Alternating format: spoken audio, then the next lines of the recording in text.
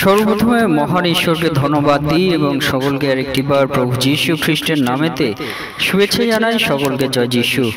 আসুন আজকে আমাদের যে আলোচ্য বিষয় তা হলো যে ঈশ্বর তিনি বলেন আমি তোমার সঙ্গে সঙ্গে আছি।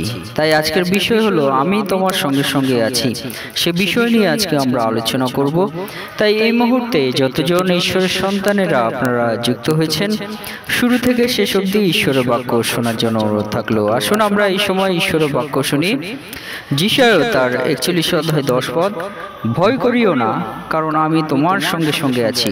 ব্যাকুল হইও না, কারণ আমি তোমার ঈশ্বর, আমি তোমাকে পরাক্রম দিব, আমি তোমার সাহায্য করিব, আমি আপন ধর্মশীলতার দক্ষিণ হস্ত দ্বারা তোমাকে ধরিয়া রাখিব। আমেন। হে আমাদের স্বর্গের পিতা, আমাদের প্রেমময় প্রভু, তোমার মহানামের ধন্যবাদ করি আর প্রশংসা দিই, তোমার গৌরব করি। প্রভু, এই মুহূর্তে তোমার চরণতলে আমাদের জীবনকে সমর্পিত করি যীশু নামেতে পিতা। এবং প্রভু গো, আমাদের জীবনের সমস্ত পাপ অপরাধ অন্যায়গুলো আমরা স্বীকার করি যীশু নামেতে। প্রভু গো, যা কিছু আজকের পাপ করেছি প্রভু গো, চলতে বলতে কথা বলতে দেখতে প্রভু গো, সমস্ত ভাবনা চিন্তায় সমস্ত পাপগুলো আমরা যীশু নামেতে প্রভু গো স্বীকার করি। প্রভু গো, এই অধম পাপীর সমস্ত পাপ প্রভু গো স্বীকার করছি তোমার সম্মুখে। এবং প্রভু গো, তোমার পবিত্র আত্মা দ্বারা প্রভু তুমি আমাকে অভিষিক্ত করো। এবং প্রভু গো, যে বাক্য শোনার সুযোগ করে দিয়েছো, সে বাক্য মধ্য দিয়ে প্রভু তুমি আমাদের জীবনে কথা বলো। আমাদের কোনো যোগ্যতা নেই, ক্ষমতা নেই, কিন্তু প্রভু তুমি দয়া করলে প্রভু আমরা সমস্ত কিছুই করতে পারি। তাই পিতা, তোমার চরণতলে আমাদের জীবনকে সমর্পিত করি, আমাদের পরিবারকে তোমার চরণতলে সমর্পিত করি। পিতা, তুমি সকলকে সুরক্ষিত রাখো, সুস্থ রাখো এবং শয়তানের সমস্ত রাজ্যের কার্য তুমি চূর্ণ বিচ্ছিন্ন করো। সকলকে তুমি রক্ষা করো, সমস্ত ভার তুমি নাও। প্রার্থনা একমাত্র প্রভু যীশু খ্রিস্ট নামে চাই। আমেন। জয় যীশু, জয় যীশু। আজকে আমাদের পিতা ঈশ্বর তিনি আমাদেরকে কি বলেন, যে পিতা ঈশ্বর তিনি আমাদেরকে বলছেন যে ভয় করো না। আমরা যেন ভয় আমরা না করি। আমাদের জীবন থেকে মনে রাখতে হবে যে ক্ষণিকের জন্য আমরা কিছুটা ভয় বা কোনো পরিস্থিতিতে আমরা যখন আসি তখন ক্ষণিকের জন্য আমরা কিছুটা ভয় পেয়ে যাই, কিন্তু পিতা ঈশ্বর তিনি বলছেন ভয় করো না। অর্থাৎ আমরা সেই ভয়টাকে যেন আমাদের জীবনে স্থায়ীভাবে জায়গা না দিই। স্বাভাবিকভাবে আমরা মনুষ্য আমাদের পরিস্থিতিতে পড়ে কখনো ভয় আমরা পেতে পারি, কিন্তু পিতা ঈশ্বর তিনি বলছেন ভয় করো না, মানে সেই ভয়টা যেন আমরা স্থায়ীভাবে আমাদের জীবনে না রাখি। সেই ভয়টা আমাদেরকে ধীরে ধীরে দূর করতে হবে আমাদের জীবন থেকে। পিতা ঈশ্বর সে বিষয় বলেন এবং বলছেন যে কারণ আমি তোমার সঙ্গে সঙ্গে আছি। তার কারণ হলো ঈশ্বর আমাদের সঙ্গে সঙ্গে আছে। আর বলছে ব্যাকুল হয়েও না, আমরা যেন ব্যাকুল না হই, অস্থির আমরা না হই, আমরা যেন চঞ্চল না হই। কারণ পিতা ঈশ্বর বলছে আমি তোমার ঈশ্বর, আমি তোমাকে পরাক্রম দিব। পরাক্রম মানে সেই শক্তি, পিতা ঈশ্বরের শক্তি তিনি আমাদেরকে দেবেন। বলছে আমি তোমাকে সাহায্য করব এবং সেই শক্তি দিয়ে পিতা ঈশ্বর তিনি আমাদের সাহায্য করবেন, আমাদের সঙ্গে সঙ্গে থেকে সাহায্য করবেন। আমেন। এবং বলছে আমি আপন ধর্মশীলতার দক্ষিণ হস্ত দ্বারা তোমাকে ধরে রাখব। অর্থাৎ পিতা ঈশ্বরের হস্ত দ্বারা পিতা ঈশ্বর তিনি আমাদেরকে ধরে রাখবেন।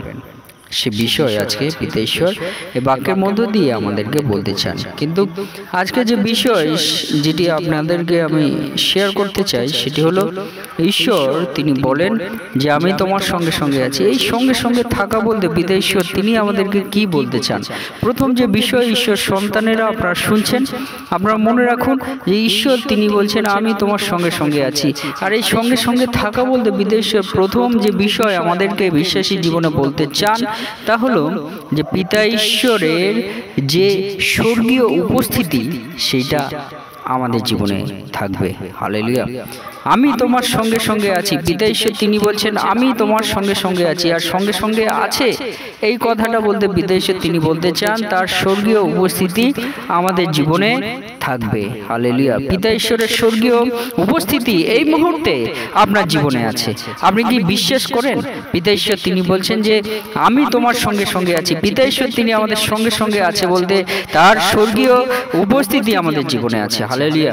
তাই আমরা মনে রাখি আমাদের এই দেহকে আমরা মনে রাখি সূচি পবিত্র আমাদের এই দেহ পিতা ঈশ্বর তিনি চান, পিতা ঈশ্বর চান আমাদের এই দেহ ঈশ্বরের মন্দির, সেই মন্দিরে পিতা ঈশ্বর তিনি আমাদের থাকতে চান।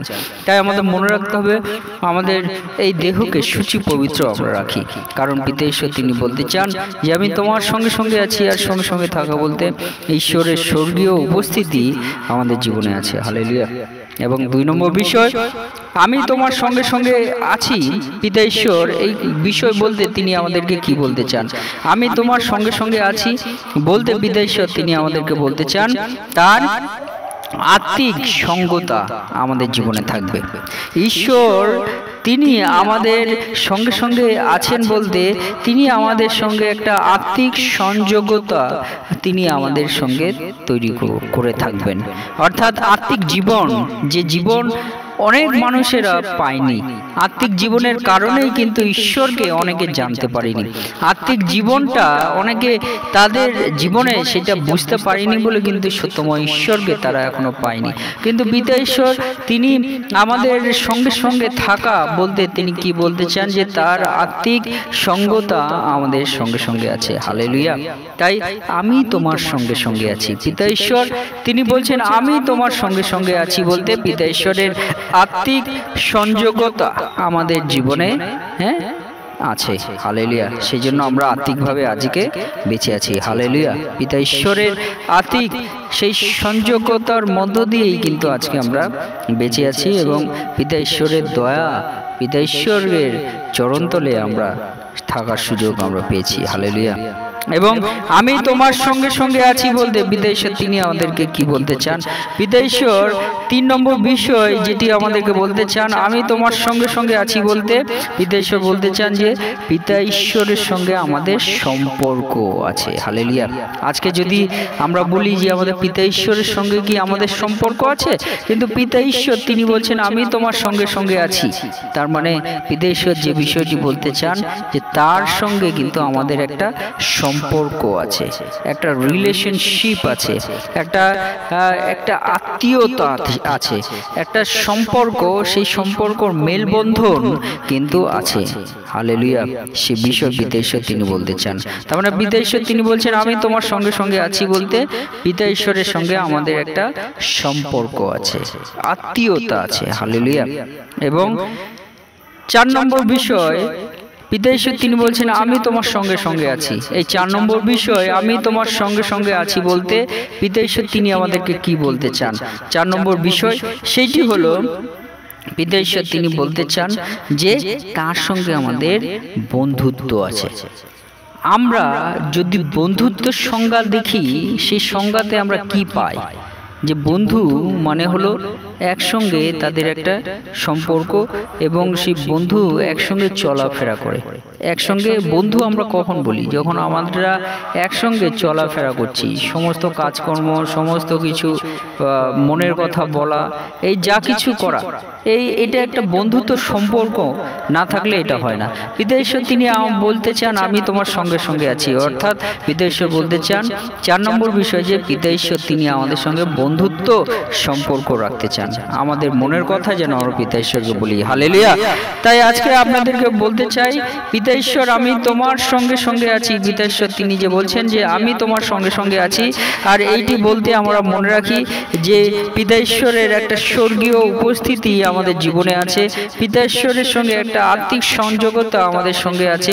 পিতা ঈশ্বরের সঙ্গে একটা সম্পর্ক আমাদের সঙ্গে আছে এবং পিতা ঈশ্বরের সঙ্গে একটা বন্ধুত্বপূর্ণ আত্মীয়তা আমাদের সঙ্গে সঙ্গে আছে। হালেলুয়া। সেইটি মধ্য দিয়ে আমরা পিতা ঈশ্বরকে যেন আরো বেশি করে তার সঙ্গে আমরা সম্পর্কযুক্ত হই, তাকে আমরা ডাকি, তার কাছে মনের কথা খুলে বলি। হালেলুয়া। পিতা ঈশ্বর তিনি আমাদেরকে দয়া করবেন, আমাদেরকে পরিচালনা করবেন, আমাদেরকে উদ্ধার করবেন। ঈশ্বর তার বাক্যে আমাদের প্রত্যেককে আশীর্বাদ যুক্ত করুন। আমেন। জয়।